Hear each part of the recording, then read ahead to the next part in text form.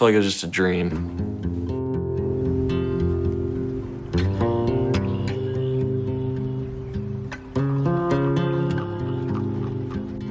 And for weeks it did. It felt like I'd wake up and I'd just think, did I dream that accident?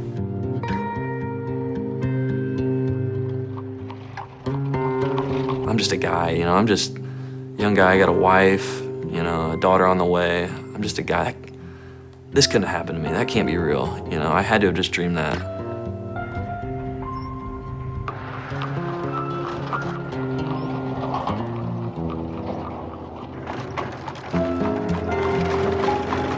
Memories, you know, what you saw that day, you know, they come back at different points. You know, I'll maybe be somewhere and I'll see an Amish family, or I'll see an Amish, and it'll bring back memories of the accident.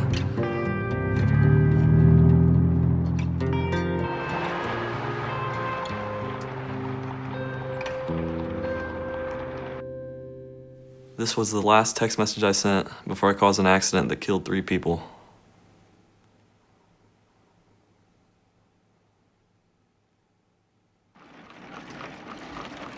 The Amish family was on their way 8 o'clock in the morning that day, and then the van was driven by a young man from Bluffton, Chandler Gerber. He was on the way to a job. He cleaned carpets at the time, and he was traveling about the speed limit we determined. He wasn't speeding or anything like that, just traveling along, and he overtook the Amish right there, right just where about my car is, and basically hit the Amish buggy from behind and just ended up all the way from the point where my car is here.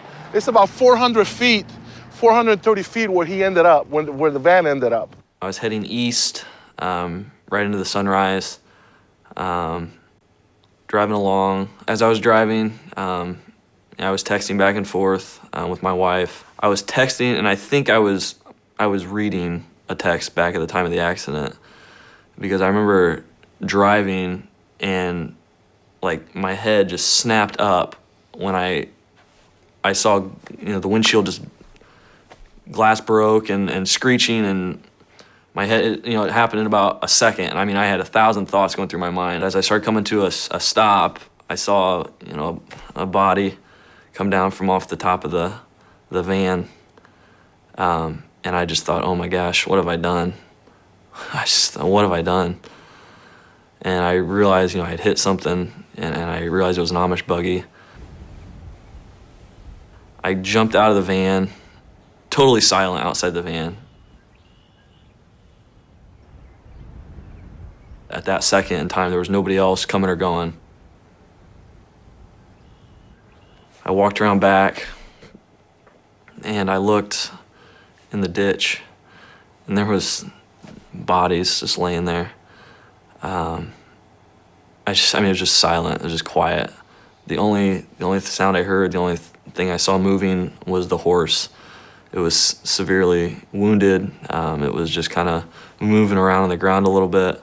And I just remember staring, and nobody else was around, just me and the family that was laying in the ditch, and the horse, and just silence. You had all kinds of chaos here. This is the van that was driven by Chandler Gerber. As you can see, the front of the vehicle is just totally smashed here. He was devastated. He was crying. He was just almost in a panic mode. I knew that I had been texting and driving. I was hysterical. I think I was probably in shock. I was sitting in a van in the passenger seat, taking in, as far as I could see straight ahead, just lights and sirens and people. And I saw a hearse drive by. And so right then, I just had this sinking feeling that there was at least one dead person. They took two young children. It was a 3-year-old and a 5-year-old. They took a 17-year-old son. It was very devastating.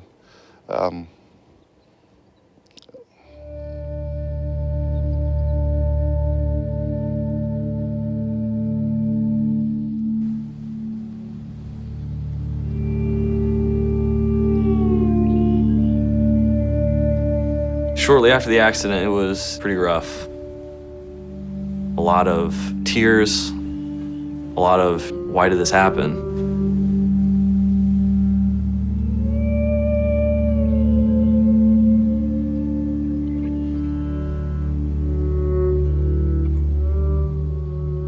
This note was from Martin Schwartz, the father of the children that had passed away from my accident. It says, "Dear ones, trusting in God's ways, how does this find you? Hope all in good health and in good cheer. Around here, we're all on the go and try to make the best we can. I always wonder if we take enough time with our children. Wishing you the best with your little one in the unknown future. I think of you often. Keep looking up. God is always there. Sincerely, Martin and Mary Schwartz."